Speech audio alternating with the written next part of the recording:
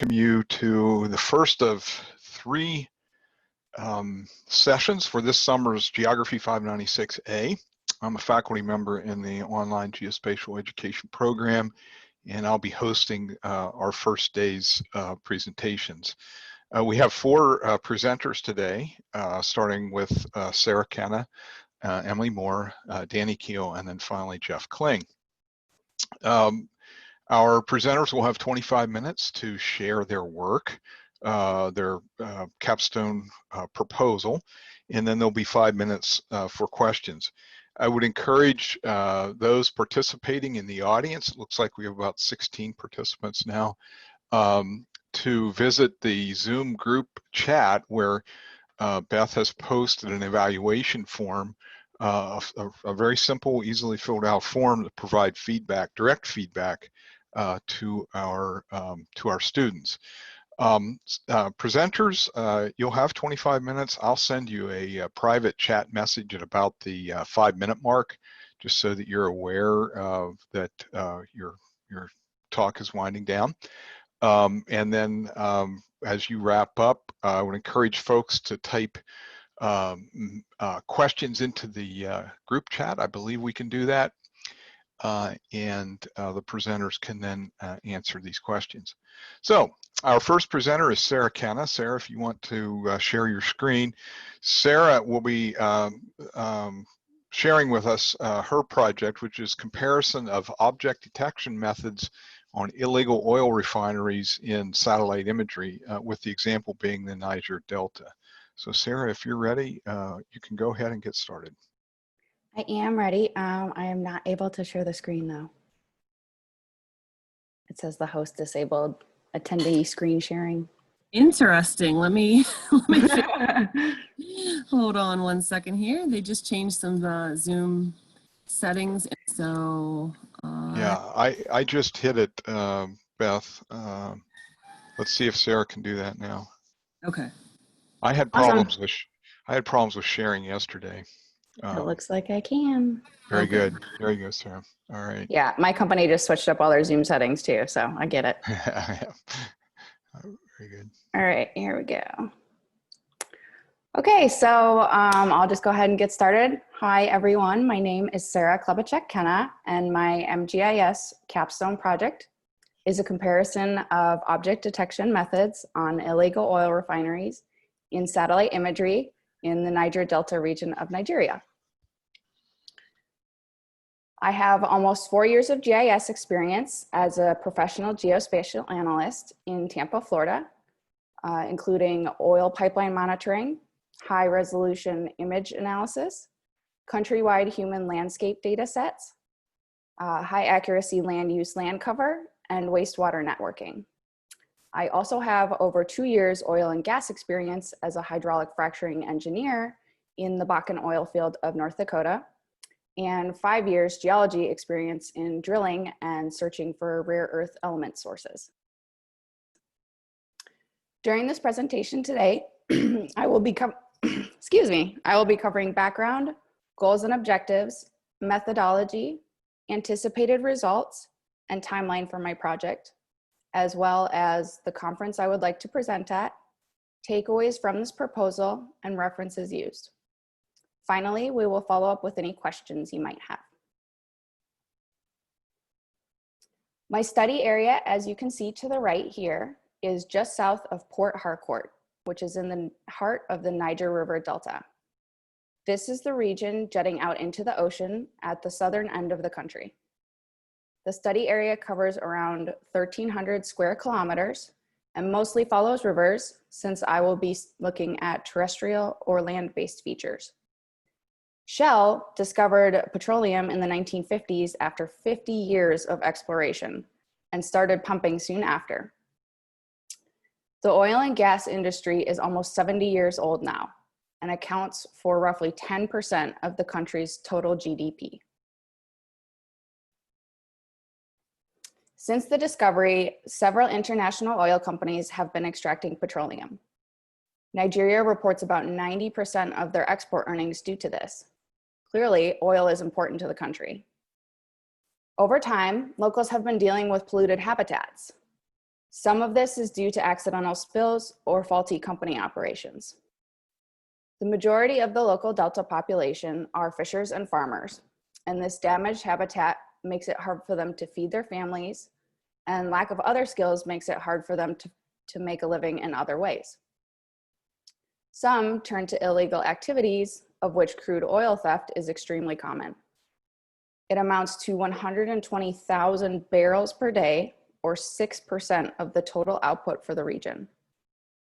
Stolen crude can either be refined locally at sites and then sold on the side of the road, or sold unrefined to larger entities to be shipped out of the region or continent.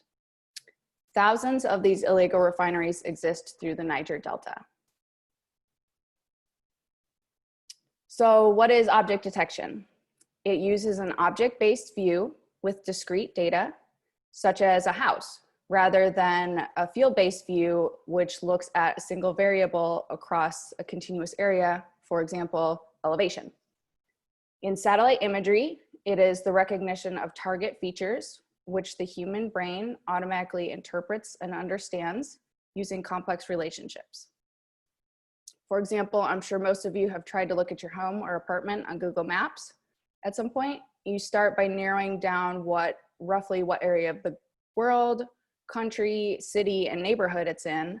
And then you might look at relative shape or size of the building and identify other familiar features that help you find the exact. So there are many methods to conduct this type of analysis, but I will focus on four main ones: professional image analyst, which will be me in this case, machine learning algorithm, crowdsourcing, and a hybrid of machine learning and crowdsourcing. Challenges finding analogous studies in a diverse and new field include a lack of standardized descriptors. So for example, crowdsourcing as a general term refers more to traditional GIS applications such as OpenStreetMap, or artificial intelligence versus machine learning. The terms are often used interchangeably. However, I will explain in a minute how this is not correct. How does a professional identify an illegal refinery? In the picture below, you can see several indicators that I might look for in my search, such as moderate proximity to a large river, paths leading from the site to transfer points along the river, a small river leading directly to the site. Usually boats are used to transport crude to the refinery. I will also look for refining ovens and storage pits, or even tarp line pits. The locations tend to be tucked into taller vegetation and have oil stained and burned soil and dead or fallen trees nearby. So I'm sure we've all heard of artificial intelligence or machine learning, but how are they really related? The current breakdown is displayed in the diagram on the right. Artificial intelligence tries as a general term to apply human intelligence to machines. Inside of that, we have machine learning field, which enables the computer to learn on its own. And the next step in is deep learning, which sort of establishes its own methodology that self-categorizes and creates labels to help in its understanding.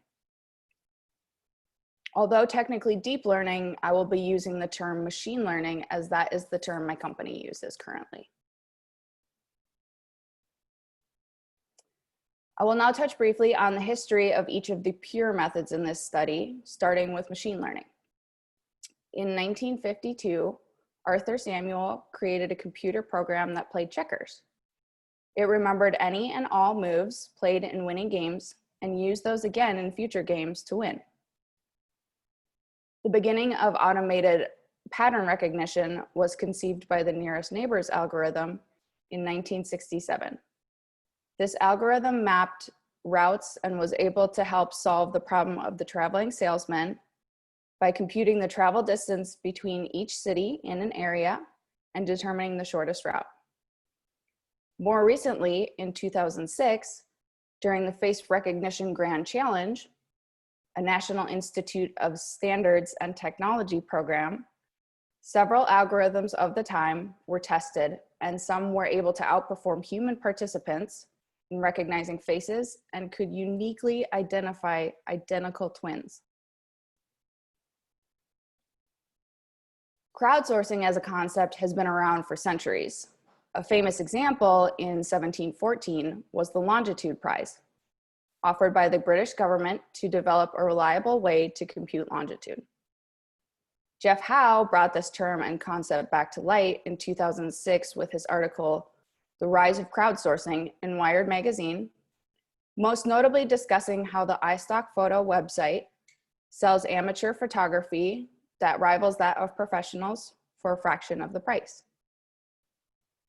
In regards to the geospatial field, one of the earliest crowdsourcing uses entails a pilot project using a highly specialized software and experts to assess damage related to an earthquake in Wenchuan, China in 2008. There were many takeaways from this initial method that have since been put in place by most other crowdsourcing platforms. 8 million volunteers searched high-resolution satellite imagery for signs of Malaysia Flight 370 that was lost in 2014.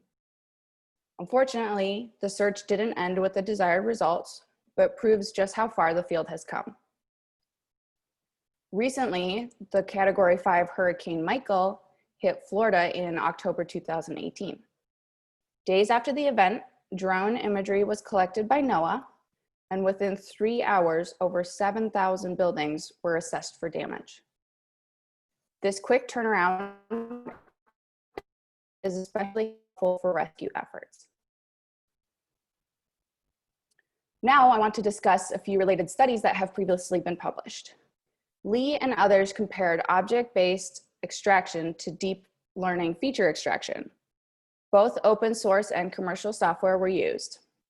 The authors customized the open source software with an object-based method they created, which included implementing an automated NDVI and NDWI for additional interpretation, and set the parameters to match the commercial software, so the outputs came out similar. For the deep learning method, the authors created 8,000 training samples from digitizing available satellite imagery and then clipping into several smaller images. Object-based results were binary, 0 or 1, no road or road present as seen in figures A and B. When compared to the truth data set, their extraction accuracies were both around 84%. And the authors believe this is largely due to shadows from roads and other features. However, the deep learning extraction resulted in values between 0 and 1, as seen by figure C with the more fuzzy display and gray tones. The accuracy was higher at 89%, but it had trouble defining narrow roads as the training data set supplied differing road construction from that of the study area. So the authors had to use imagery from different satellites in a different area of the globe due to limitations over South Korea. Maisonneuve and Chopert conducted a study comparing parallel and iterative crowdsourcing models. To clarify, this study looks at two approaches within crowdsourcing. The parallel model sent these same images to 3 different volunteers who placed points independently, and a computer algorithm merges them together into one final layer as seen in figure A. The iterative model sends one image to one volunteer to mark, then pass along to the next who verifies or fixes any points necessary as seen in figure B. The authors observed that incorrect annotations were more likely with the iterative model, but this model handled complex tasks better. In other words, volunteers were sort of seeing or marking buildings that weren't valid, but they were able to find some of the more peculiar buildings. They also observed that the iterative model provided more complete results, as the parallel model had many of the same obvious buildings. Ultimately, the authors think a hybrid method where main buildings are found and those areas are removed from the next round so volunteers can focus on finding and refining outliers might produce the best results.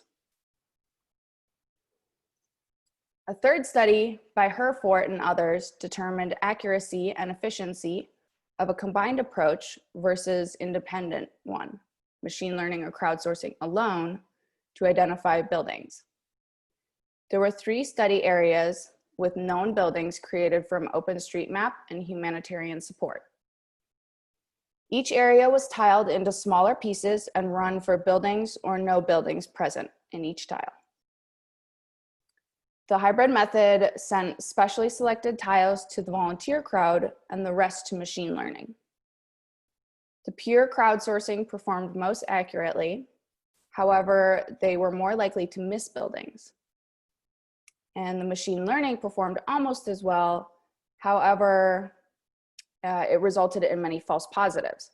In other words, the machine thought other objects were also buildings. The authors also compared 2 existing data sets for buildings called Global Urban Footprint and High Resolution Settlement Layer, neither of which were as accurate as the new methods. The hybrid approach was run several times. Throwing a smaller amount of the tiles to either crowdsourcing or machine learning increased the performance. But oddly, if the tiles were more evenly dispersed between the 2 approaches, there was no performance increase. The combined method shows that sending some of the more complicated areas to crowdsourcing may result in a more accurate data set. As the authors noted, humans rarely identify something as a building, which is not a building. Moving on, the goals and objectives of this project are to determine the accuracy of automated methods as compared to professional analysts with complex objects, to improve the accuracy and efficiency of these image analysis methods for my company by testing and assessing an additional hybrid approach, and to create effective training and sample data sets for current and future related projects. The methodology behind this project is to start by processing and creating all of the image chips or tiles.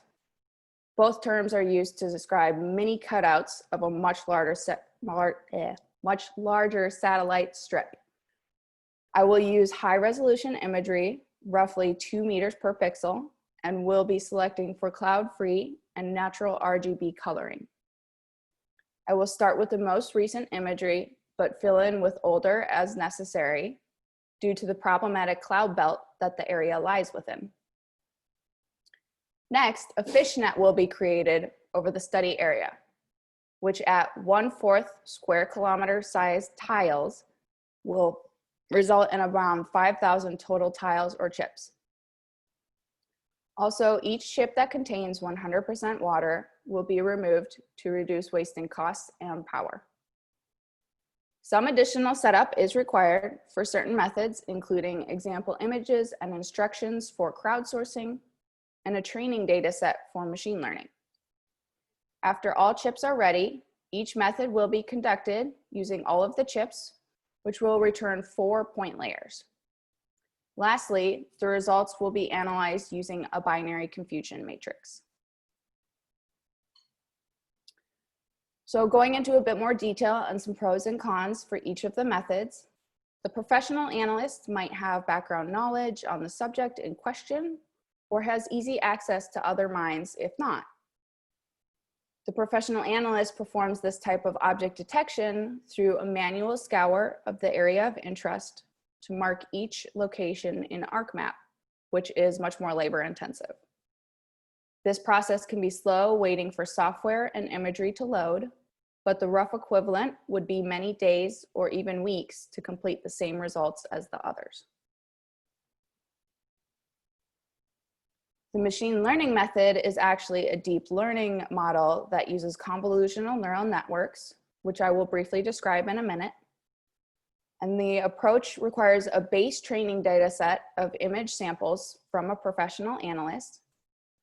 The computer learns from these samples and tries to find similar objects in new imagery or chips. This method uses a proprietary company algorithm and usually completes within a few hours. So just to give a basic understanding of how the computer conducts this process, there are three main steps that a convolutional neural network model takes. And for simplicity, we will focus on a single input image as in the diagram below. One step is filtering or convolution. The computer pulls out part of the training object that seems distinguishable. This part is iterated over the whole image using a moving window, and a value is assigned for how well that part matches in each area. This is repeated over each area, which produces several filtered layers as seen by convolutional layer 1. Another step is called pooling. This is where a moving window again grabs the maximum value in each shift to condense the layer, as seen by pooling 1. Normalization is another step that is usually lumped in with one of the others, but it basically just converts negative values to 0 to keep the math simple in order to minimize computing power. Next, you can stack all of these steps together in differing orders and quantities to create different outcomes. This is determined by the human designer of the model, and the output of one step becomes the input of the next step. The last layer from stacking is a fully connected layer, which can be seen by the light gray circles after pooling 2. Finally, this fully connected layer is used to determine the likelihood of a match to the changed target object. Crowdsourcing can be customizable to discover features and draw them, or to validate by categorizing. The picture on the right is a sample of my company's web platform for crowdsourcing image analysis. It is a validation to have individuals confirm the type of sports fields present. Instructions and example images need to be created for this method and provided on the platform for each task. Image chips are fed to the crowd, which is made up of individual untrained civilians, to find or verify any type of image or object. Each chip is viewed by several individuals and usually completes within a few hours, depending on the availability of the crowd. Lastly, a hybrid approach of my design will be conducted. The results from the machine learning method will be taken, and new image chips will be created from those points. The new chips will be sent to the crowd in a validation model to verify or correct, if needed, the objects detected through machine learning. After all methods have been completed, I will perform an accuracy assessment on each. A confusion or error matrix will be created using the professional analyst data as the truth data set. The professional will check each point for proximity matches due to the nature of the target object. Because illegal refineries usually span varying areas, points will most likely result near, but not exactly on top of each other. A sample matrix can be seen on the right, where true positive are the points that match between the two data sets. False negatives are the points that are missed by the automated method, and false positives are points missed by the professional analyst. The accuracy metric can be observed from these matrices for each method. The results I anticipate are that crowdsourcing will produce more accurate points than machine learning due to the complexity and variability of illegal refineries, and the hybrid approach will produce the most accurate results. My prediction on this is that the machine learning will weed out most of the regular vegetation, allowing the crowd to focus on the details of an active illegal refinery versus other environmental damage, which can look similar. My project timeline can be seen on this slide, where imagery selection and chip creation will start as soon as possible to ensure completion and flexible scheduling around my company's other projects. Before sending the chips for each method, I will need to put together the sample images and training data sets. Next, the chips will be sent to each method while I, the professional analyst, complete my portion. As the other methods are completed, I will turn my attention to verifying match points for the final assessment. Lastly, around January, I will create the new chips and run the second portion of the hybrid method. All data should be wrapped up and ready for assessment by March 2021 for GEOG 596B. I would like to present my findings at the Esri Petroleum GIS conference in Houston, Texas in 2021. Usually the conference is held in May, but no dates have been posted for next year yet. I was approved to go through my company in 2020, but the event was canceled due to COVID. The main takeaway from my presentation today is that my project is designed to determine the most accurate approach to identify complex illegal refinery sites in the hopes that future work will ultimately minimize environmental damage for local civilians and save oil companies money. My references are listed here on this slide for your viewing pleasure. Special thanks to Pat Kennelly for his advising and time thus far, and thank you all for listening today. With that, I am available for questions. Thanks, Sarah. Very interesting topic, very thorough discussion as well. Audience, do we have questions? We can have you type those questions into the chat area. Sarah, if you would repeat the question when you see it so that we'll get that into the recording, that would be great. So audience, do we have questions for Sarah?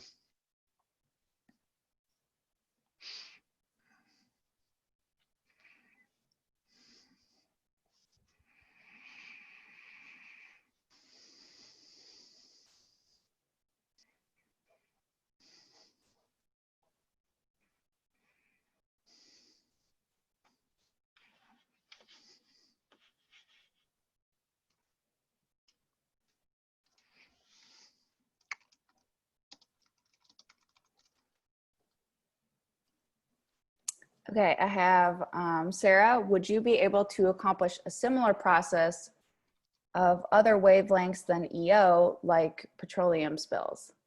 To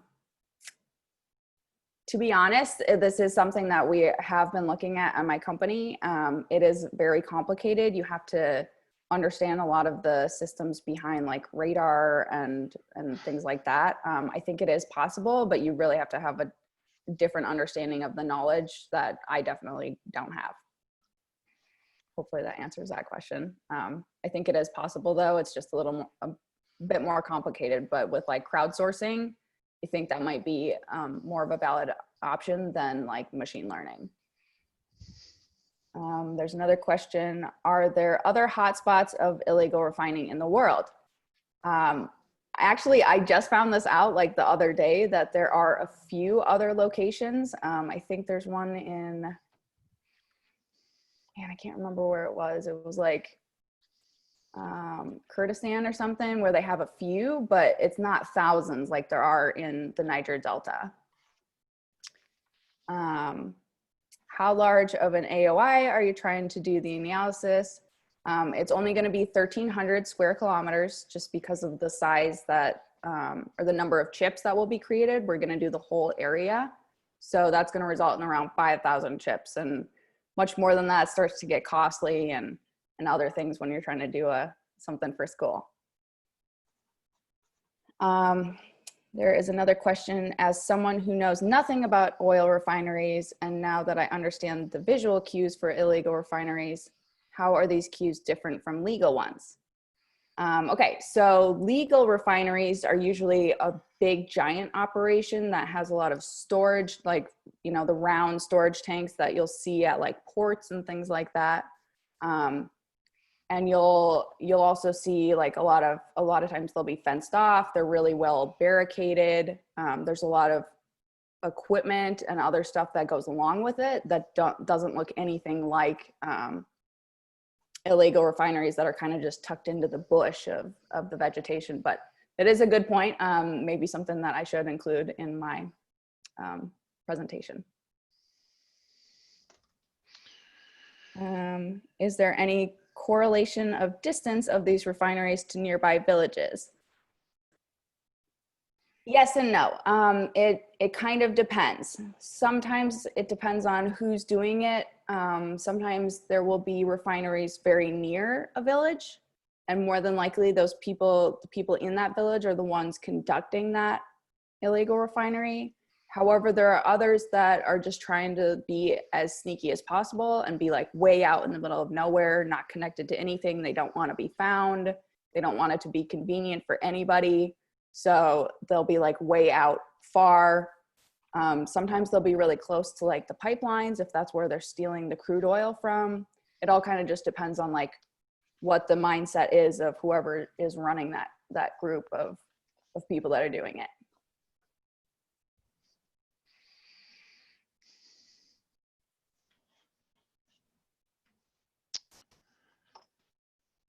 Yep, you're welcome. Okay, Sarah, thanks so much. Looks like a really interesting project, and good luck as you move forward with it. And hopefully we'll be able to get some of our students back into live conferences in the next year as you guys all wrap up. Yes, hopefully. So, thank you. Yep. So Emily, if you'd like to share the screen now, Emily Moore is going to share with us her work on looking at the intersection of human burials and environmental conservation. And Emily, when you're ready, you may get started.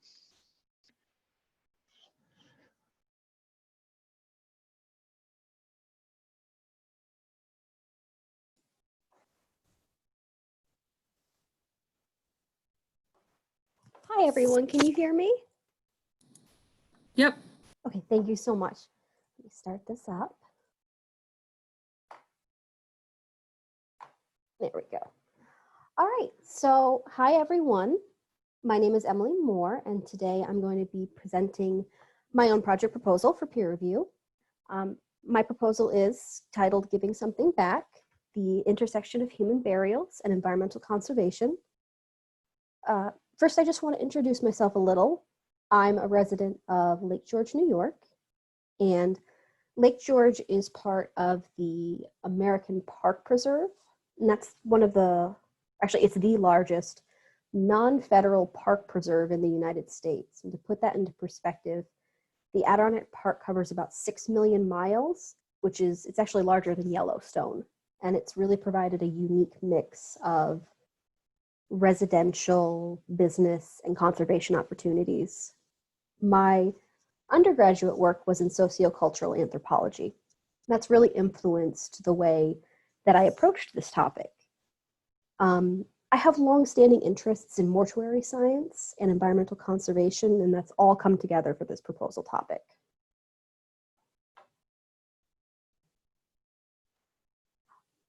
Ultimately, I was really intrigued by the academic argument that human burials and environmental conservation are mutually inclusive. There's this prevailing sense of giving back to our environment or owing it to the environment when we examine this precise point where our administration of the dead and of the environment overlaps.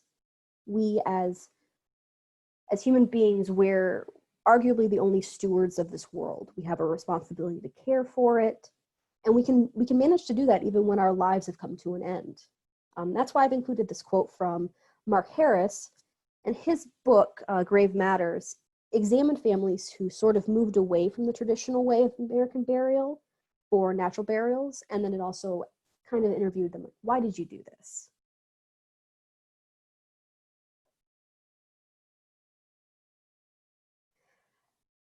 So here I've laid out the brief outline of what I'm going to be discussing in this proposal. I'm just going to briefly go over my project background and important concepts. I'm going to introduce my research question, my proposed methodology, the challenges to that, what outcomes I'm anticipating, and then that project timeline. So to begin, what I have here are two images. In the left is Arlington Cemetery.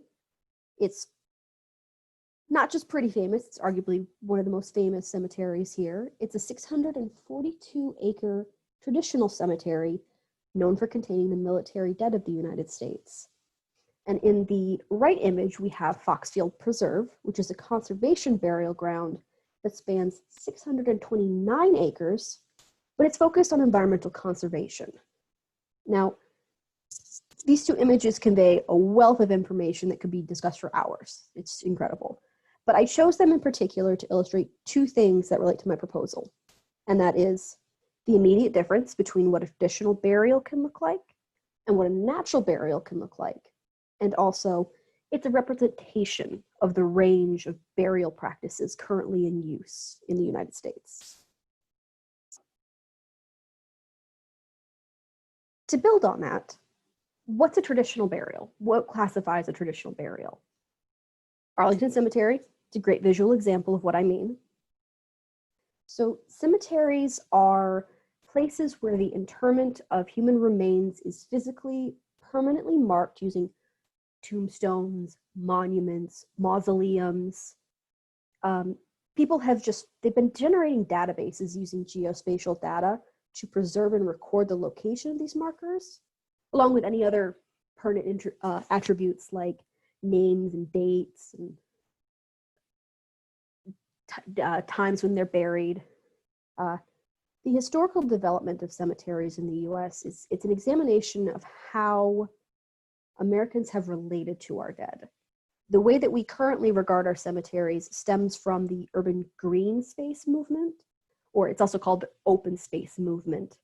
And this movement ended up positioning cemeteries as locations with alternative uses. That includes recreation and leisure. People go there to walk, to jog, to walk their dogs. They use the space for music festivals and reenactments, just tourism purposes. Sorry. They also use it for historical documentation. The physical markers serve as community records. Those records allow us to investigate things like who's included, who's excluded, and they imbue the community with this sense of interest and investment. And lastly, there's biodiversity studies that have been done in cemeteries. Urban cemeteries especially provide homes to birds, bats, other small creatures. And studies have also found that there are pieces of original historical vegetation from prior to urban development. And that's sort of the encompassing trend of what a traditional burial is. In that regard, what are natural burials? What sets them apart from a traditional burial? The Green Burial Council defines a natural burial as a form of modern attentiveness to environmentalism in interment and post-death practices. Natural burials have been academically and organizationally positioned as both a return to our historical way of burying our dead prior to urbanization, as well as the alternative to traditional human burial. The GBC defines 3 forms of natural burials, which reflect the level of ecological benefit they provide. The first are hybrid cemeteries, and these combine traditional burial forms and natural burials. A lot of cemeteries have been integrating natural burials into their landscape. The GBC estimates that there's about 47 hybrid cemeteries in the US. Then there's natural burial grounds, and these are areas fully dedicated to natural burials. And there's maybe an estimated 24 of them in the US. But the last one is my personal favorite. They're conservation burials, and they're natural burial areas, but they've been partnered with a state or land trust entity. In New York State, that would be something like the Adirondack Land Trust or the Appalachian Trail Conservancy. But the GBC only estimates there's about 8 of these in the United States. The purpose of natural burials is in fact to be environmentally friendly. And they do this by promoting biodegradable caskets. They don't really allow you to use toxic embalming fluids at all. And they also kind of refuse the construction of concrete vaults. They're sustainably focused, and their intent in that is to reduce the carbon footprint and to occupy lands with ecological quality and meaningful social value. One of the really intriguing elements of natural burials is they're cross-culturally viable. Indigenous cultures in the US have been unofficially practicing aspects of natural burial for centuries, and religions such as Judaism either discourage or outright prohibit burial practices like embalming. Like traditional burials, though, practitioners of natural burials are known users of GIS. They use GPS to document and track locations of interment because ideally no permanent marker is used in natural burial unless it's like native stone. There's a real sense of trying to contain the environment and preserve it as is.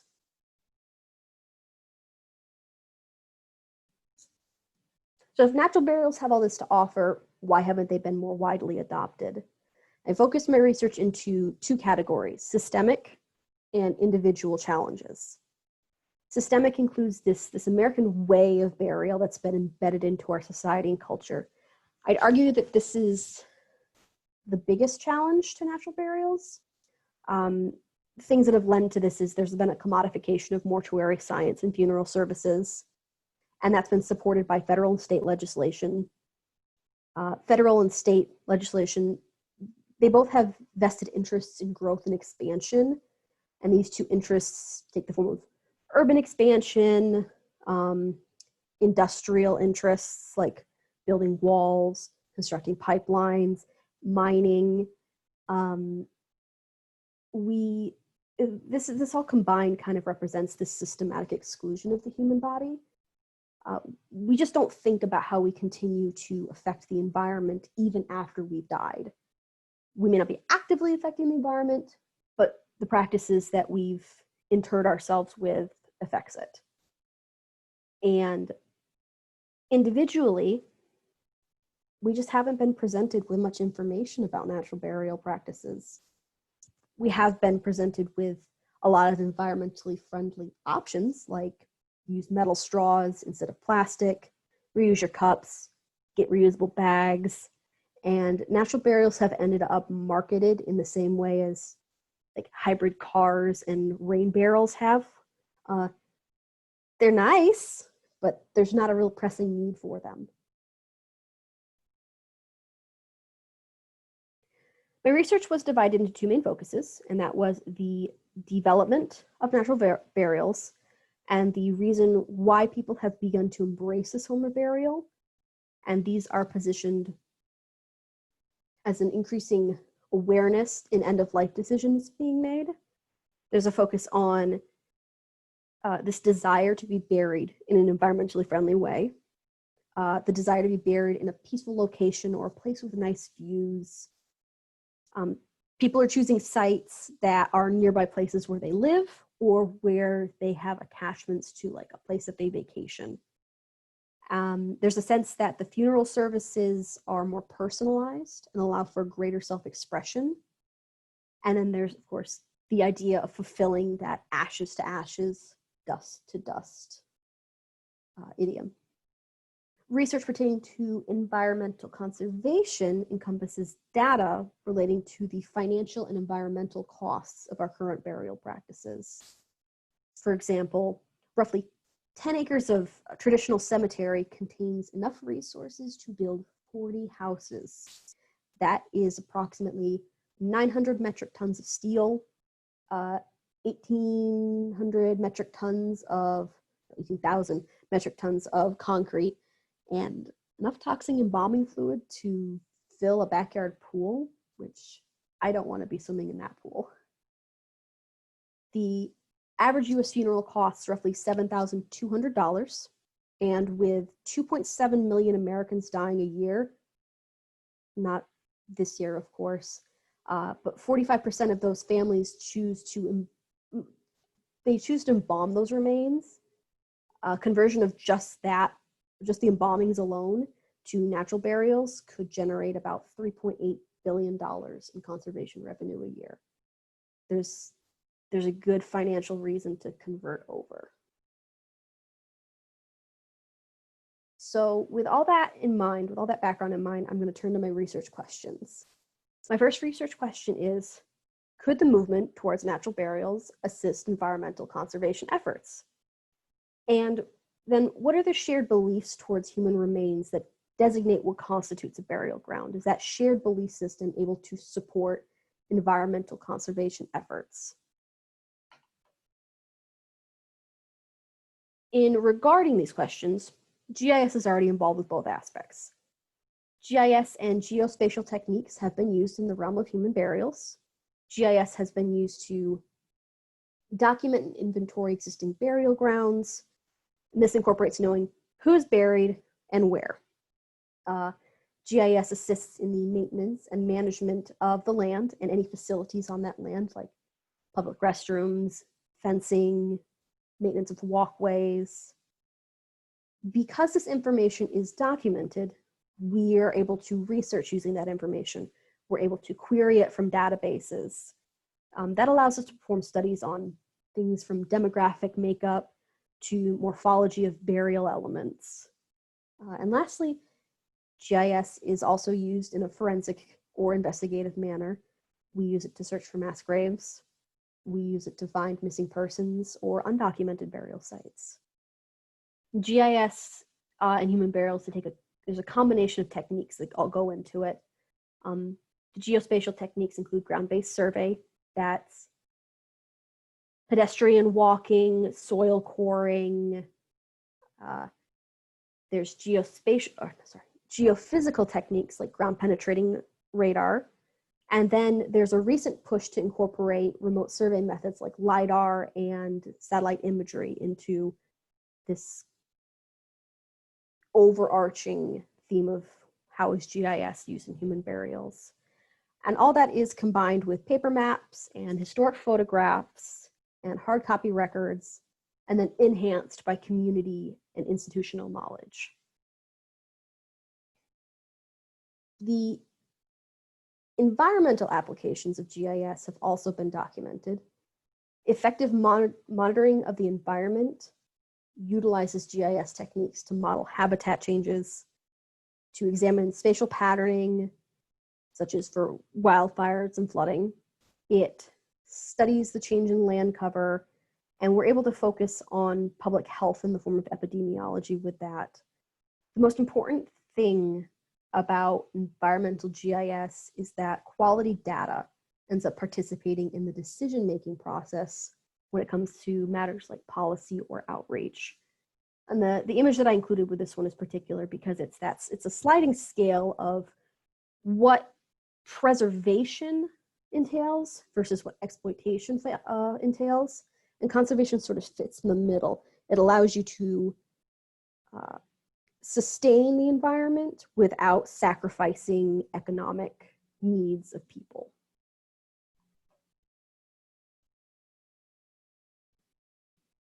So this brings me to my proposed methodology. I'm going to be identifying a suitable site. I will be planning and then collecting the data.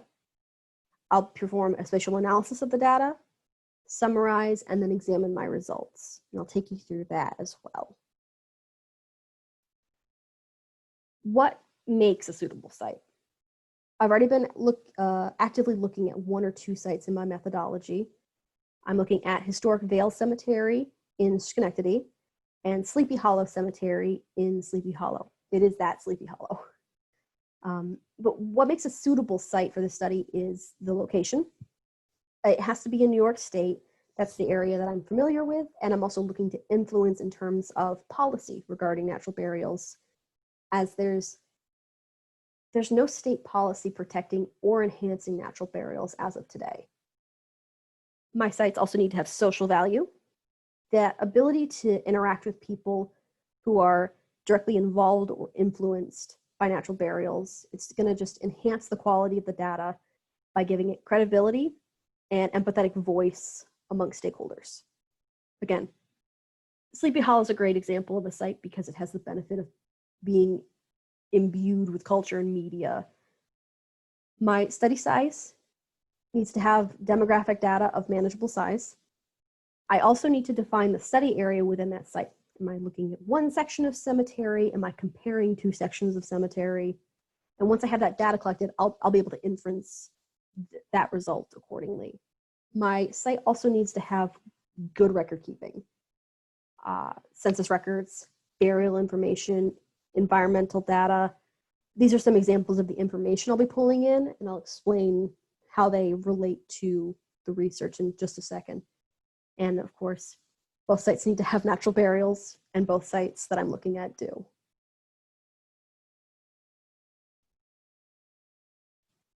So for the planning and data collection stage, I'm going to be collecting that data. I'm looking at demographic data at a city level, and that'll be topics such as age, sex, faith associations, and travel distances to the study site, and its travel distances of the burials themselves, people who are buried there. I need to create a database full of point and attribute data of the burial site itself, and that is to, again, be able to encompass all of the data that I'll need to perform that spatial analysis. I need to know the distance to environmental types. Is there river ecosystem? Is there forest ecosystem? What's environmentally constructed on that burial site? And then I'm going to need to survey and interview to account for any gaps in that data. The data that I'm going to be collecting is on a local level. It's to tell a local story. I want to note that this could be applied statewide, but to ensure that that's of a manageable size, I'm going to be doing a local data collection.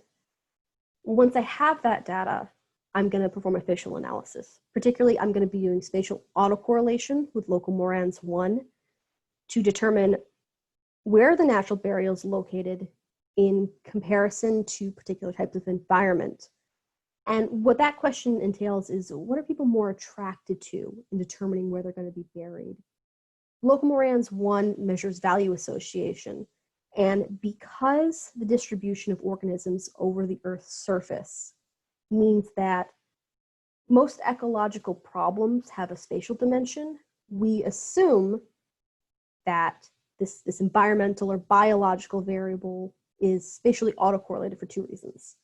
The first is that there's inherent forces like limited dispersal that tend to make neighbors resemble each other. And then organisms may be restricted by or can actively respond to environmental factors. And again, that's this idea of, are people more attracted to one section or the other?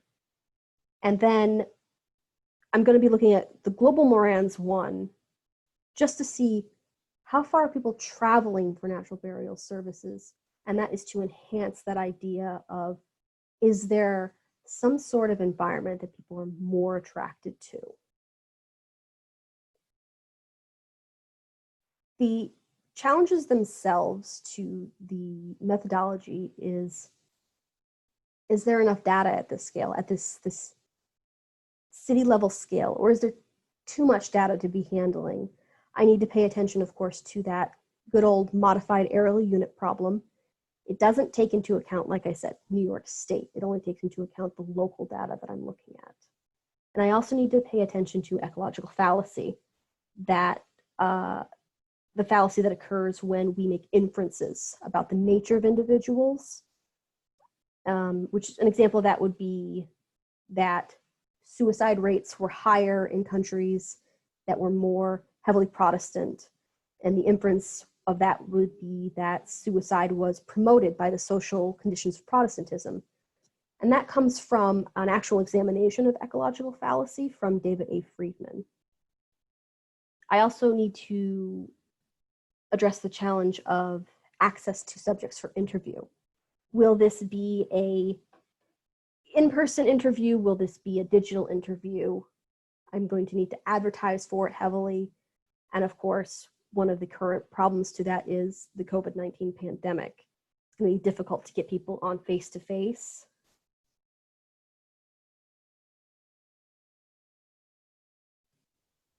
So my anticipated outcomes to this research is I'm hoping to be able to present this to the site of my research partnership. I want to assist with the marketing of natural burial sites for them. The reason for this is, again, one of the systemic problems and one of the individual problems is there's this lackluster marketing. The natural burials are not marketed well to people. And I'm hoping that the data will be used to educate the local community about natural burial options, but also used to inform local policymakers and stakeholders. If I'm able to do that, when I'm able to do that, I could also present this to the Adirondack Park Preserve where I live to advocate for the creation of natural burial areas in this territory. Because as I was doing this research, I uncovered that there are no natural burials within the Adirondack Park. We have traditional burials, but considering the status of the Adirondack Park as a conservation area, it's a little strange to me that there's no natural burials included. My timeline for research is I'm going to spend about 2 weeks doing the data collection, any additional literature review that I need to do. I want to examine that documentation. I want to perform my community survey, any on-site observations that I need to do in constructing that database so that I can perform my statistical analysis. I will be spending about 4 weeks doing data conversion and quality assurance checks because I want to make sure my data is of quality. About 2 weeks to analyze the data and draw research conclusions. About 2 weeks to draft my final report, to revise it, and then hopefully prior to the end of 2020, I'll be able to present the results at an AAG conference. I'm looking, of course, to do this digitally. It's probably not a great idea to meet in person as we were discussing earlier.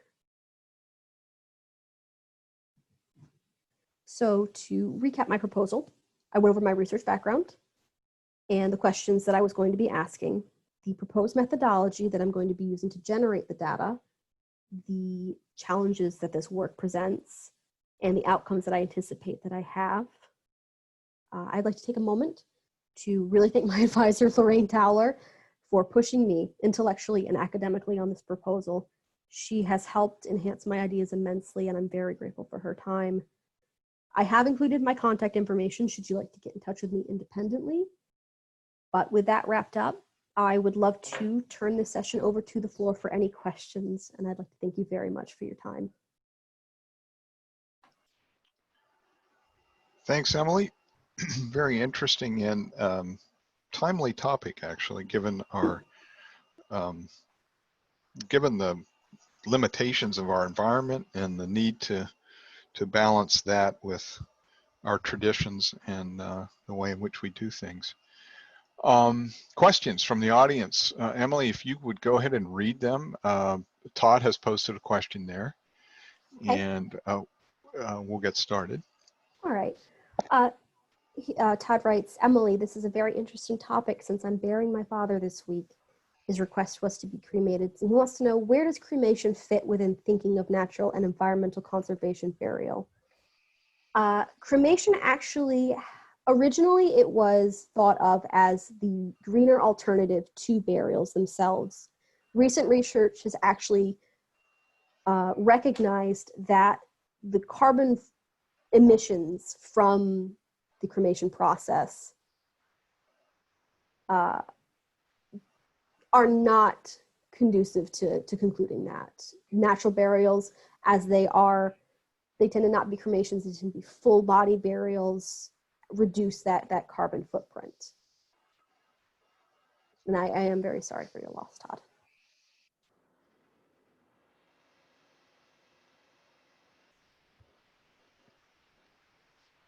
And Jeff is asking, what is the average cost difference between the Western adopted method and natural burials? There is approximately had it in my notes.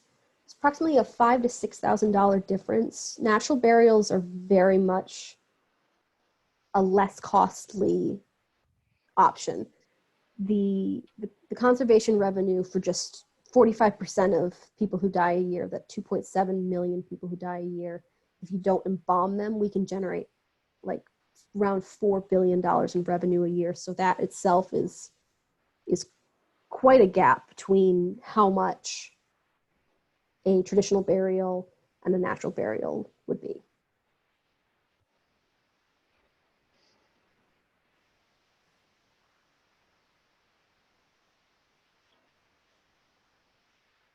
No problem.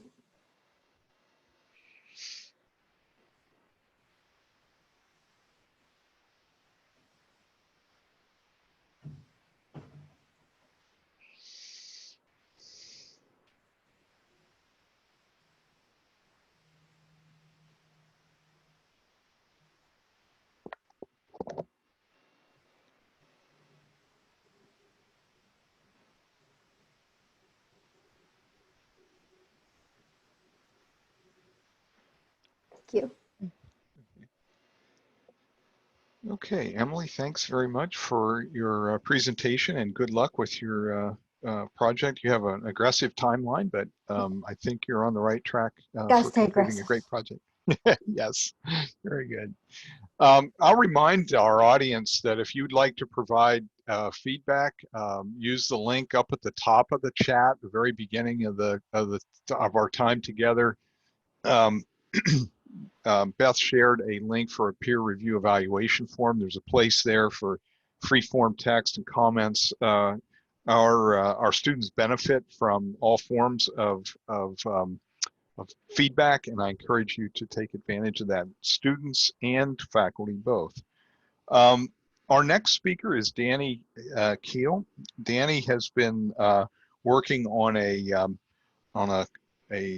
capstone proposal involving tornadoes spawned by landfalling hurricanes. And Danny, when you're ready, I'll let you just go ahead and get started.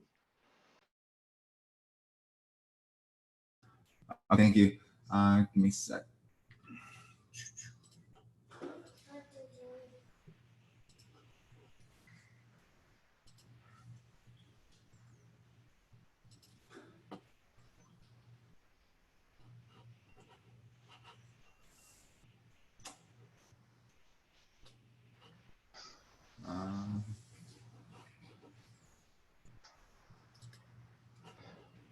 Okay, my computer froze. Of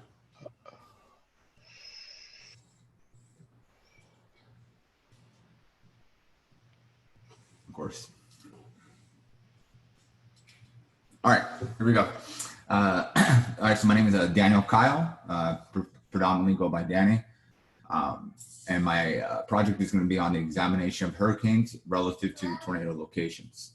My advisor is Dr. Yvette Richardson. For this project, or excuse me, for the discussion, I'm going to be going over the background, some objectives, my methodology, my anticipated results, my project timeline, and possible venues. Right, rolling right into the background. All right, so essentially what causes hurricanes? So hurricanes is essentially like the nickname. They're more known as tropical cyclones, and they are like giant engines that use warm, moist air as fuel. This is why they form over warm ocean waters near the equator, but not essentially on the equator. This warm, moist air rises and condenses to form clouds and storms. As this warmer, moister air rises, there is less air left near the Earth's surface, causing an area of lower air pressure below.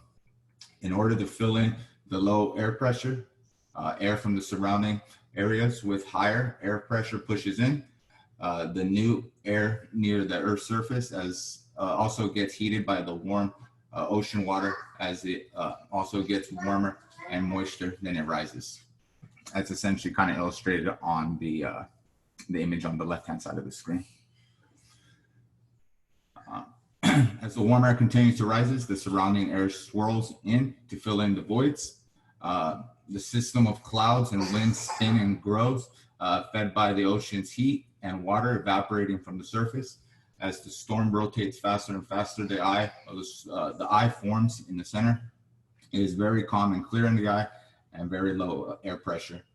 Tropical cyclones usually weaken by the time that they make landfall because they are no longer being fed by that warm air from the ocean. There are essentially 5 types of categories of hurricanes, and they're broken up in the system called the Saffir-Simpson hurricane scale. One thing about this as well, it also includes storm surges.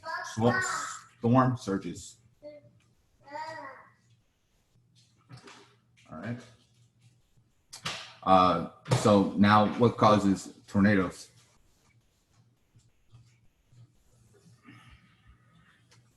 The most violent tornadoes come from supercells. Supercells, large thunderstorms that have winds already in rotation. About 1 in 1,000 storms become supercells, and about 1 in 5 supercells spawn off tornadoes. Tornadoes can occur at any time of the year, but they are more common during a distinct season that begins in early spring for the states along the Gulf of Mexico. The season follow the jet springs as it swings further up north. So does the tornado activity. May generally has more tornadoes than any other month, but April tornadoes are sometimes more violent. Further north, tornadoes tend to be more common later in the summer. They can occur at any time of the day, but most tornadoes occur in the late afternoon as the sun essentially has time to kind of heat up the ground. The image on the left essentially depicts a location prior to a tornado passing and then the aftermath. Now, the size of the tornado is much smaller in comparison to a hurricane, but it also brings much more violent wind speeds.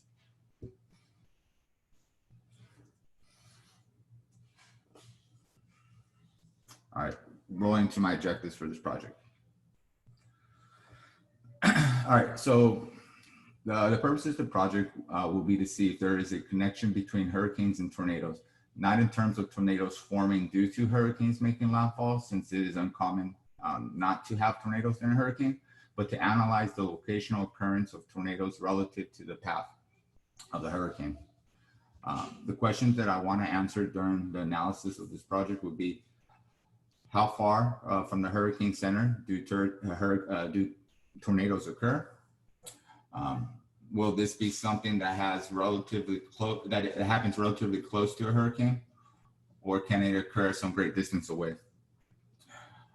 Do they favor a certain side of the hurricane? So on the path, do they predominantly happen on the right side of the path or the left side of the path or directly along the path?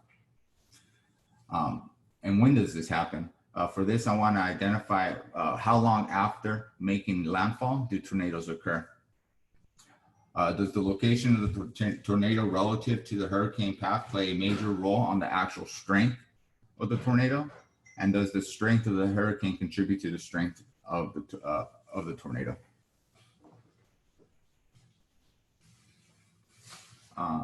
Next, I'm going to be talking about my methodologies.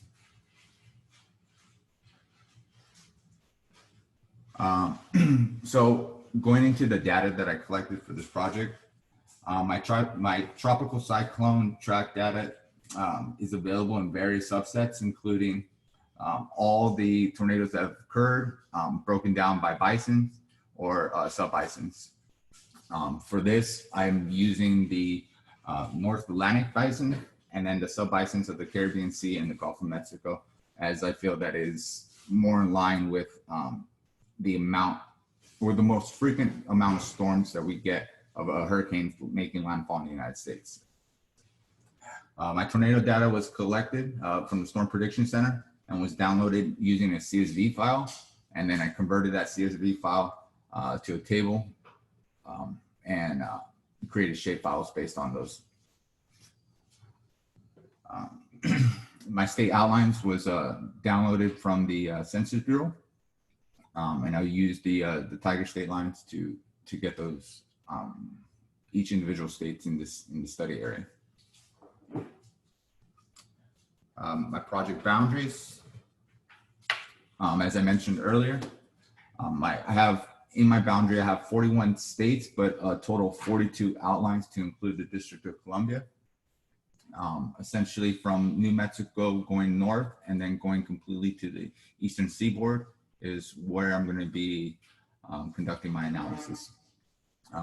The reason why I chose these areas is essentially this is the areas most commonly known as Tornado Alley, and looking at historical events of hurricanes that passed through these locations, this is where they have occurred the most.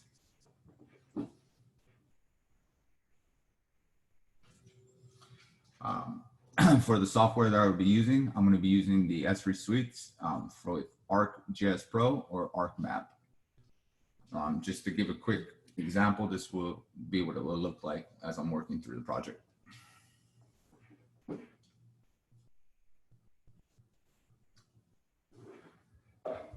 So my analysis, as mentioned in the 4 objectives of this project, I will be attempting to answer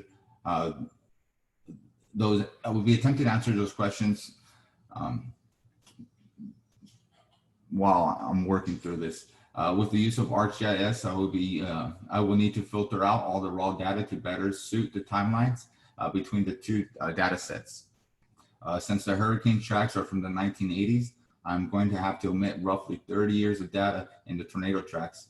Nonetheless, I am still confident that with the amount of coverage maintained, that I will still have ample amounts of data to derive clear results. I will need to break down the hurricane data by each event occurred and mirror the same with the tornado tracks to correspond with the hurricane timeline. For this, I would like to include a slight buffer in the days between the hurricane just prior and when making landfall and the tornadoes occurring, maybe about 1 or 2 days prior and then 2 or 3 days after making landfall. Once this data set has been broken down by occurrence, I will have the ability to clearly start identifying patterns over time.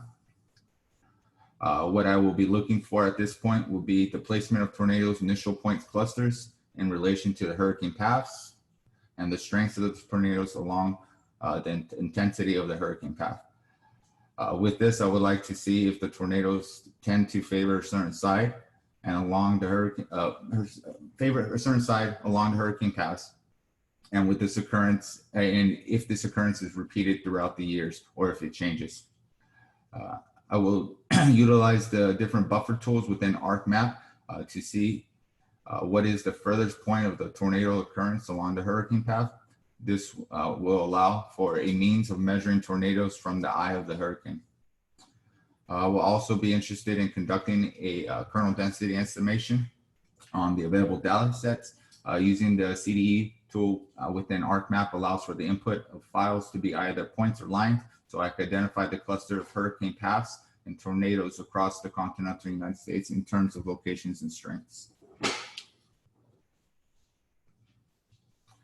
So anticipated results. For this project, I am confident that I will be able to achieve the results to the questions in my project objectives, given the large collection of events that have occurred over the past several decades. I feel that I will be capable of identifying patterns and clusters within the storm's profiles. I am anticipating that with the occurrence of hurricanes passing through the subbasins of the Gulf of Mexico and making landfall between Texas and Florida, I will see patterns of clusters along the eastern side of the hurricane path. Additional hurricanes that follow a path along the eastern seaboard side of the United States we'll see a decrease of tornado activity occurring on land solely based on the rotation of the hurricane. The strength of the hurricane will be a major contributor to the placement of the tornado's locations relative to the hurricane path. If hurricanes are able to maintain their strength once they make landfall, I should be able to identify the displacement of hurricanes further away from the eye of the storm for the hurricane. If the hurricane loses a dramatic amount of strength as it makes landfalls, I estimate that tornadoes will be located closer to the storm's path. I believe that the overall strength of the hurricane will contribute to the overall strength of the of the tornadoes.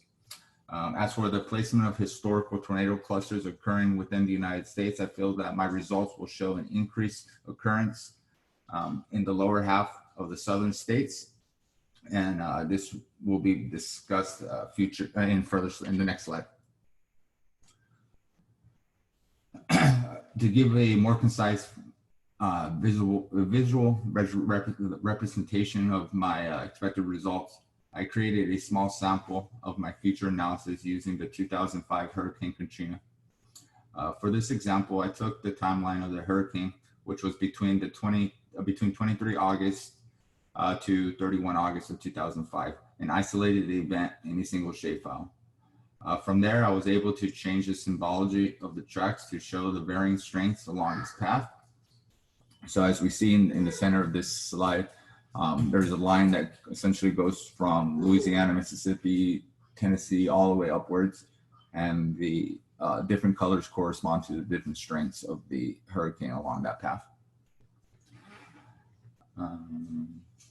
We can see how the hurricane strength weakens as it travels further north. Utilizing the select by attribute function in map, I was able to select and export the tornado initial points during the same time frame. Once again, using the symbology option, I was able to color code the different EF scales of each tornado during this time frame.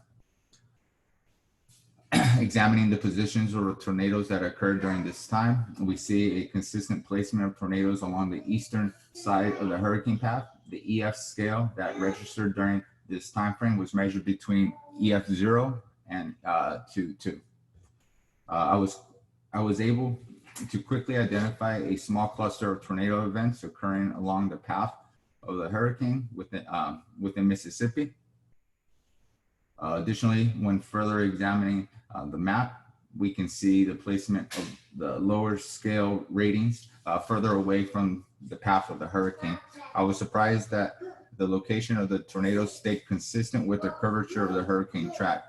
The furthest tornadoes being registered in central Pennsylvania.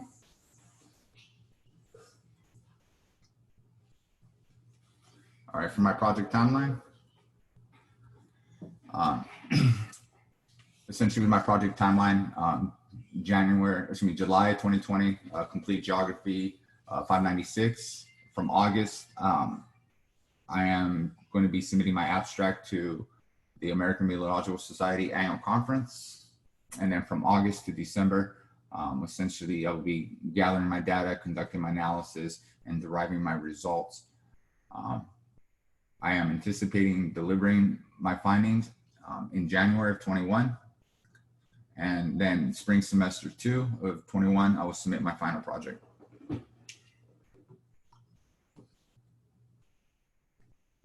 Possible venues, as mentioned, will be the 101st American Meteorological Society annual meetings in New Orleans from 10 to 14 January, and I'll hopefully be attending the student conference. At this time, do I have any questions? I kind of went through that relatively fast.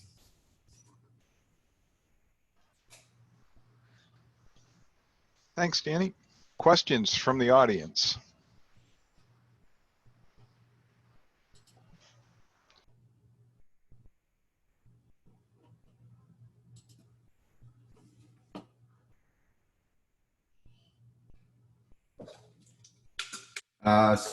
So Sarah asked, what is the main goal?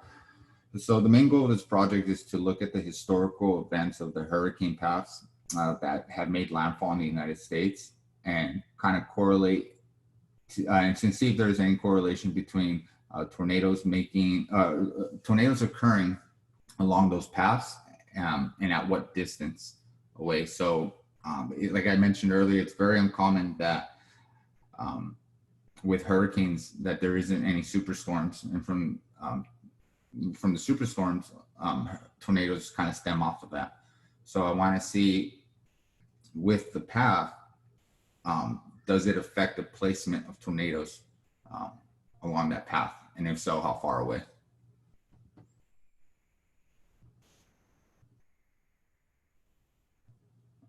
Does that answer your question, Sarah? It does, thank you. Okay. Jeremy, very interesting to see all the tornadoes that spawned off from Katrina. I live about an hour away from New Orleans. I remember those days very well. All right. Doug, how might the results be used, possibly emergency planners? So yes, with one of the things that I wanted to do with the KDE, I wanted to see essentially where the clusters of hurricane events and tornado events occurred over the years, and I wanted to not just do that for a single event, but for all the events that have occurred. So combine all those individual hurricanes that pass through and see where in the United States they are more prone to be hit with the hurricanes, and what areas within the United States are more prone to have tornadoes occurring as well. Does that answer your question, Professor Miller?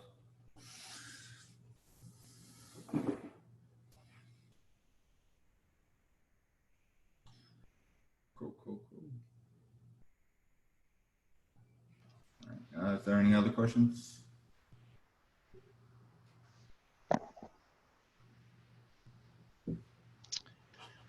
Okay, thanks, Danny. Very interesting topic, and one that certainly has relevance for, I think, for planning and emergency preparedness. Our final speaker this afternoon is Jeff Kling. Jeff, if you'll go ahead and share your screen. Jeff comes to us from Wyoming, where he's been planning an application for use by the Cheyenne and Laramie County Environmental Health Department. And I'll let you get started when you're ready, Jeff. And audience, I'll remind you again to provide feedback. Beth shared the link with us again. Also remind you that on Thursday, that's day after tomorrow, Thursday evening, we will have an additional set of 4 speakers starting at 6:30 p.m. Thomas Osen, Adam Lee, Mandy Klein, and Brooks Andrews will all share their capstone proposal work. And then finally, next Tuesday, a week from today, we'll have 6 presenters starting around starting around 11 a.m. And again, we're inviting you to any and all of these presentations from our students. So Jeff, when you're ready, take it away.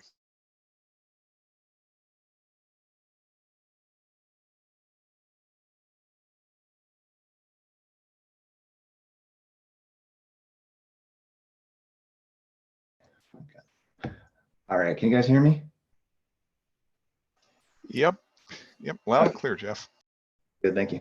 I had to switch over to the Mac here. Good afternoon, my name is Jeff Kling, and I'll be presenting my capstone proposal titled A Desktop Application for Cheyenne and Laramie County Health Department.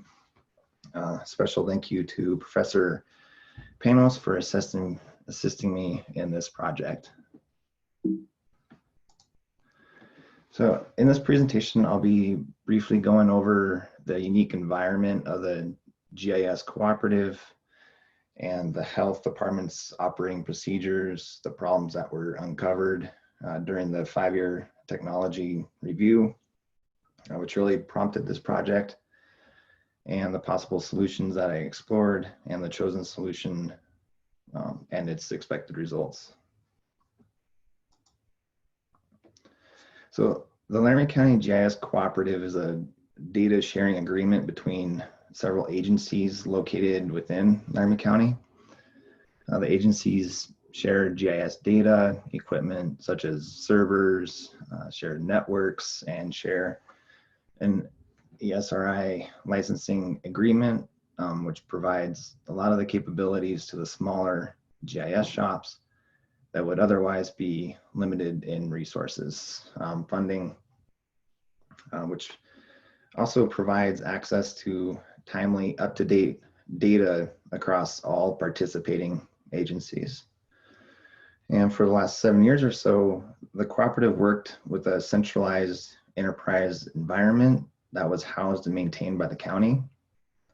This has been really beneficial to the smaller agencies as they did not have to really invest in that infrastructure, the technological aspects of it, and security, which really translates to costs, but it also has developed some contentions as the updates to the data and to the environment is done when time and schedules permit. And so because of this, changes or updates to the data are somewhat infrequent and far between.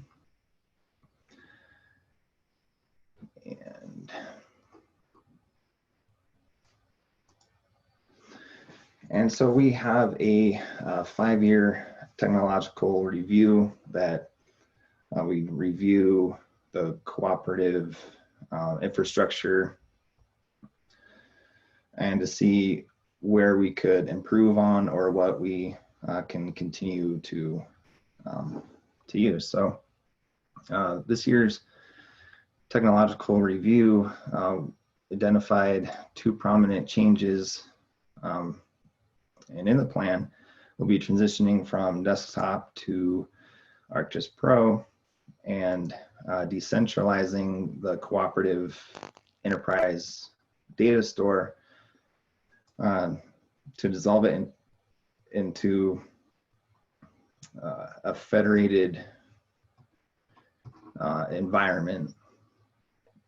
This proposed environment will let each co-op member manage their data locally, and this will allow for more timely updates to the data. And through federating the local data stores with the cooperative, they'll still be able to make timely updates to the data and instantly share it between the cooperative members and with the public. So in light of this plan, co-op agencies are reviewing their GIS procedures to identify problematic areas and their workflows compatibility with Pro. So I was asked to assist the health department's review and identified several areas that need to be addressed before progressing. So the review identified a quite problematic and time-consuming workflow for maintaining permits. First, the lack of support for access databases in Pro raised a concern. But this is also a good thing because it also fosters new technology, new thought, and hopefully better solutions. The permitting process it's really convoluted. It took me 3 or 4 times going through it to really understand it and see where we could help alleviate a lot of the man hours that is needed to get their permit data into the cooperative. Currently, the technicians are manually transferring the handwritten septic permit applications to an access table. All of health's permits are contained in these access databases. They're pretty extensive. The data is entered into the table through a form, which also allows for accessing that permit data. The application is scanned and saved to a network directory, and using the OID number from the access table from the corresponding permit feature is used for naming that scanned in attachment. So it's a manual process involving the technician to get the OID and then update the attachment and make sure those two match within that table. So additional or subsequent documents and images can be appended to the original attachment using Adobe Acrobat. So the permit record really remains a one-to-one relationship in Access database.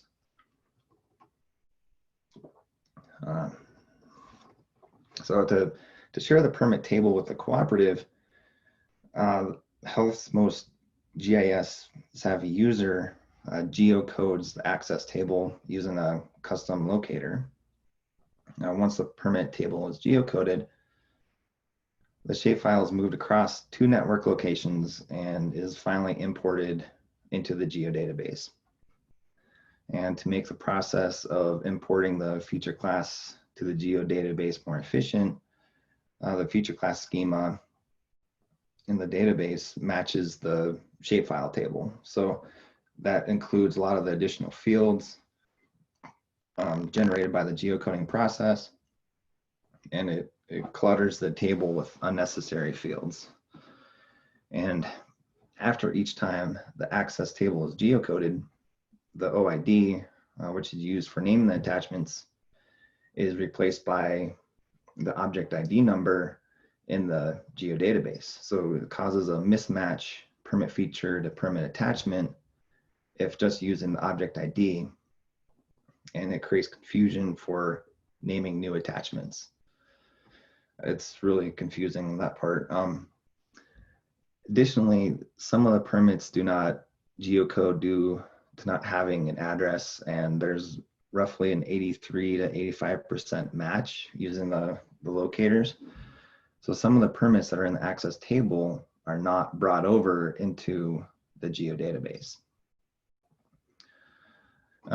And because of the object ID mismatch between the table in the geodatabase and the access table, Health has not been able to reverse that process to take the data out of the geodatabase and back into the access table. So we could add a field to the access table to bring the OID over, but there's still a problem of access databases not being fully supported by Pro. So this process really creates data redundancy at multiple locations, and it requires coordination between 3 or 4 people to import the data into the cooperative. It's been updates to this data set have been mostly quarterly or even longer. So the data is shared with the co-op is not the most current or accurate data. And currently the attachments are not available in the geodatabase data set yet. So the health department is looking for the solutions to address the issues that identified in the review and solution to that process that I just outlined. This transition, though, it creates several challenges for the staff and for the integrity of the data, with some of the prominent challenges being that the data needs to reside in one location and it cannot use Access or Excel. This brings on a new complexity of the non-GIS savvy user or technicians creating and editing 52 attributes that comprise the permit in a versioned enterprise environment. It's honestly a little intimidating for most of them. They could definitely learn how to do it in the future, which I kind of hope they do, because GIS is awesome. It needs to be able to create metrics and reports from the data by querying the table.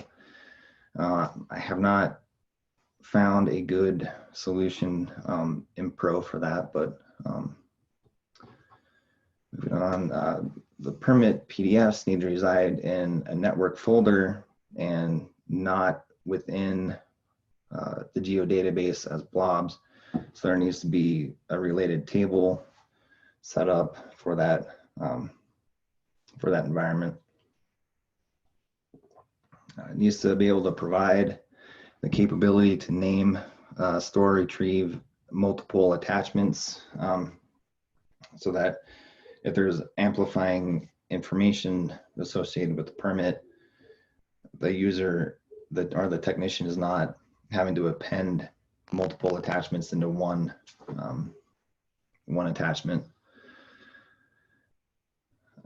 It needs to be really user-friendly and responsive and able to perform all operations that are currently capable within the Access database and its form, but without the access part. So it also must provide a method to geocode the feature upon creating that feature, or either by matching the address or providing a lat long for those permits that don't have addresses yet. So there are several reasons these methods were not chosen, and for the sake of time, I'll just highlight one or two reasons for each. The modification and continuation of the current workflow is not a viable solution since Pro does not support the Access database formats. Will also not satisfy many of the requirements, since it will require many of the steps that the health department is trying to remove from the workflow. So the first option was a solution using C# to create a Windows presentation format desktop application using Esri's runtime SDK. After talking with the Esri sales rep, it was still not really determined if our intended use qualified for internal use only, or if it was considered commercial and the health department would have to pay for its license, which we were trying to avoid any additional cost with this project. The second option considered was to build a web application using Web App Builder. The solution relies on the web stability and internet access, which is still a challenge for the health department because they're on a limited bandwidth pipe that is shared with other departments and is hindered to 1 megabyte download, 5 KB upload speeds at peak times. But we are kind of migrating all of our software to be web-based, so this is definitely a solution that we'll look at in the future.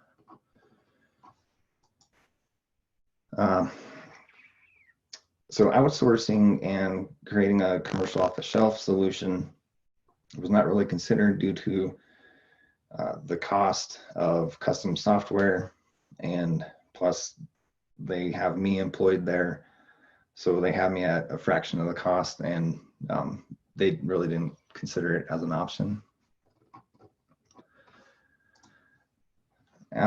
After this last class I took of advanced Python, it was a great class, and it really introduced me to Python Qt, and it was really considered as a strong contender. And due to Esri's adoption of Python as its main scripting language, however, after a little bit of development in this framework and language, I discovered Esri invalidates their cloned environments after each version upgrade. And I would have to manually manage the Python packages after each update for the Python application to work.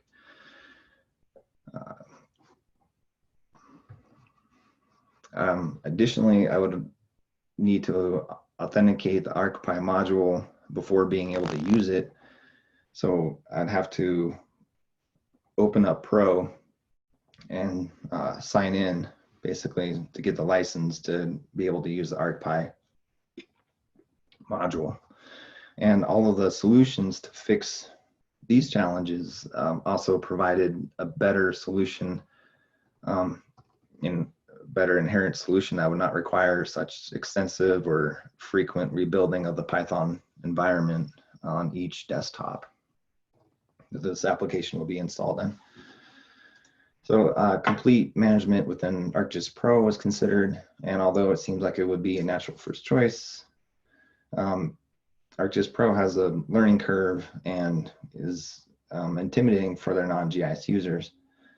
So creating features and editing the 52 attributes is a little daunting, and it doesn't meet that challenge of a friendly UI. And they will also have to manage the related table with the attachments, which is pretty extensive. So saving the best for last.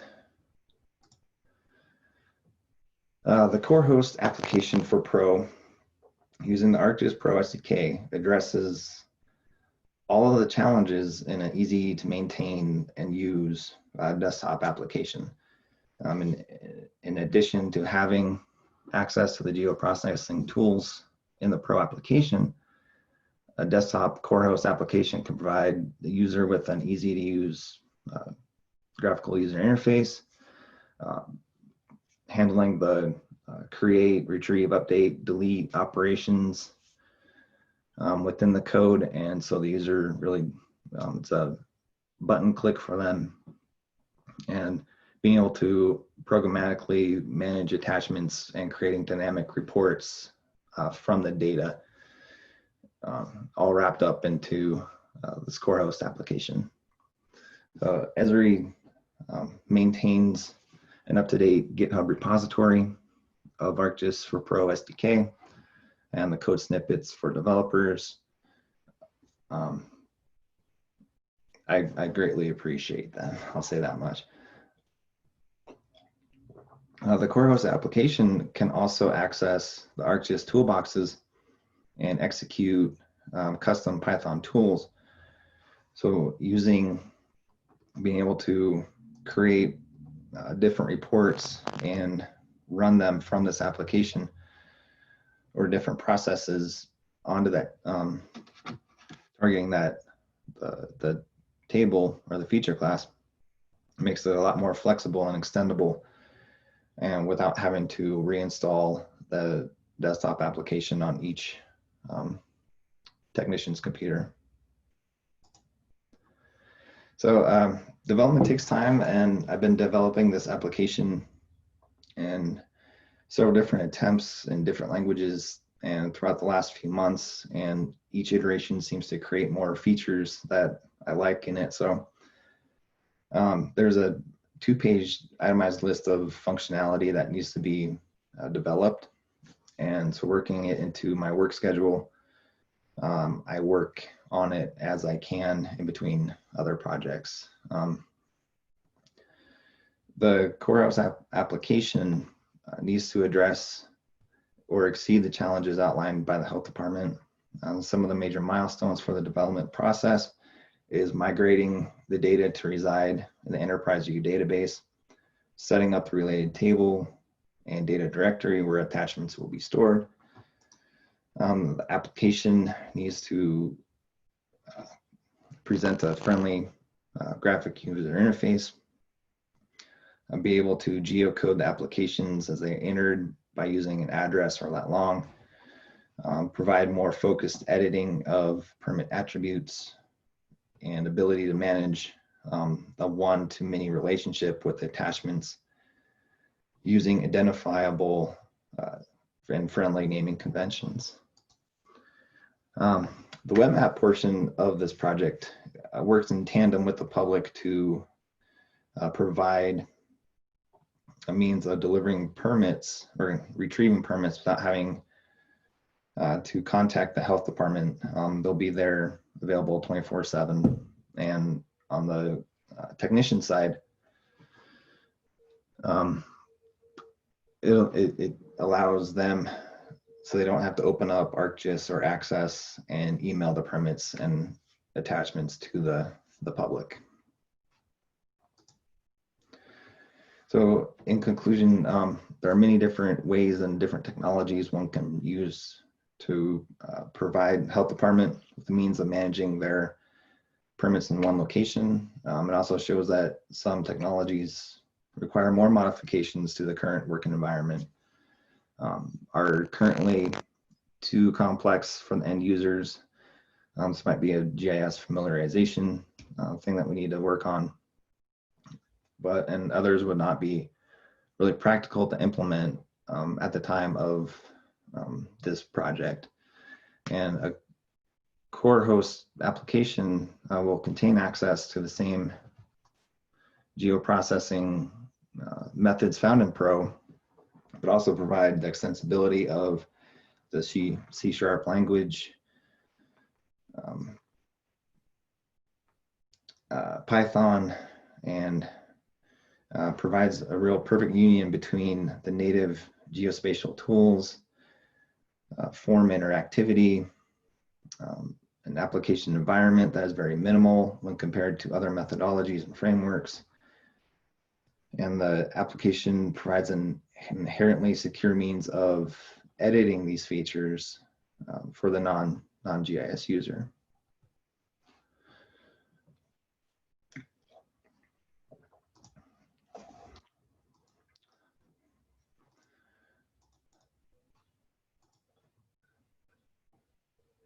There's my animations.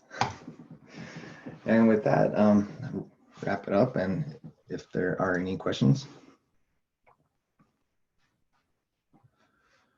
I'm gonna try to. Thanks, Jeff. Very interesting challenge. Questions from the audience? And a reminder to type them in to the chat area. And Jeff, if you'll read them when they come up so that we get them into the recording. Sure.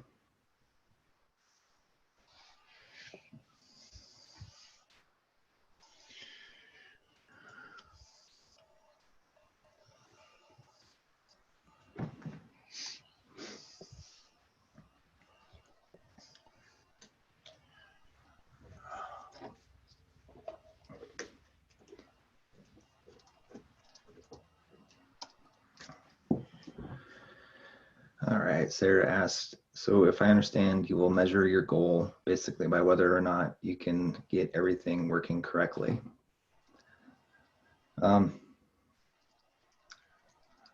That's a good question, because I think in any program, working correctly is desirable, definitely. But I think every program has bugs in it, and it will be continual development, just like really any other application is. But to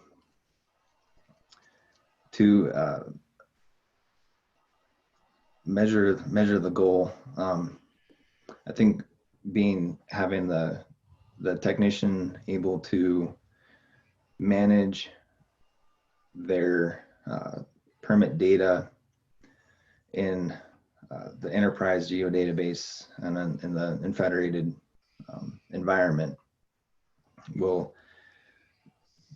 be really the measure of if it succeeded or not. And if I can get away from access, that would be a major milestone for them. But hope that answered your question. Jeremy asked, are you employed by the county? Yeah, full disclosure, I am. Douglas asked, this seems like it may be a common problem beyond your county environment. Does your solution have the potential to help other counties in Wyoming or beyond? Yeah, I'd see that too. Being able to use this application as like a basis for editing other tables, feature classes in the enterprise or in a database format. Sorry, I just had a little brain fart. It can be applied to a lot of different feature classes and applications.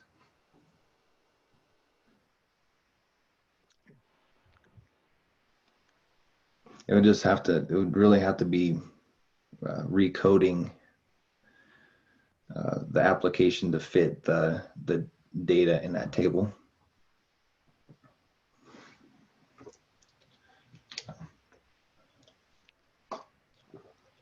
Thank you, Sarah. Thank you, Jeremy.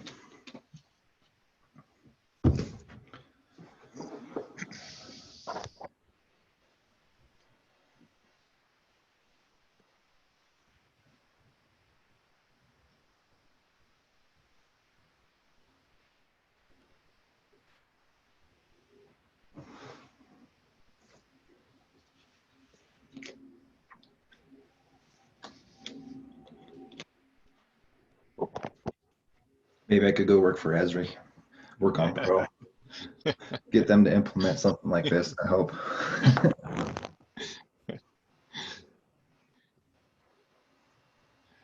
Yeah, our systems are increasingly complex, and our environments are complex as well, the kinds of things people want to do. And it's very difficult to build systems that address a broad range of application needs. Well, if there are no further questions for our audience, I remind you again to provide written feedback using the link that Beth has shared with us for the peer review evaluation, but note that it doesn't matter whether you're a peer, if you're a faculty member, we encourage you to submit reviews and personal feedback. I'll note again that we meet on Thursday at 6:30, where we'll have 4 presentations, and then again next Tuesday, a week from today. And I would encourage you to attend as many of these sessions as you can. Notice also that the Esri User Conference is occurring right now, and Beth notes that we can attend that for free with our PSU ID and password. So I encourage you to take advantage of that opportunity. So I want to thank our speakers today. I think today demonstrated the broad range of our program in terms of topics and areas of work. And I want to thank each of the speakers, Sarah, Emily, Danny, and Jeff. And with that, I'll sign off for today, and we'll see you Thursday evening, 6:30. Thank you.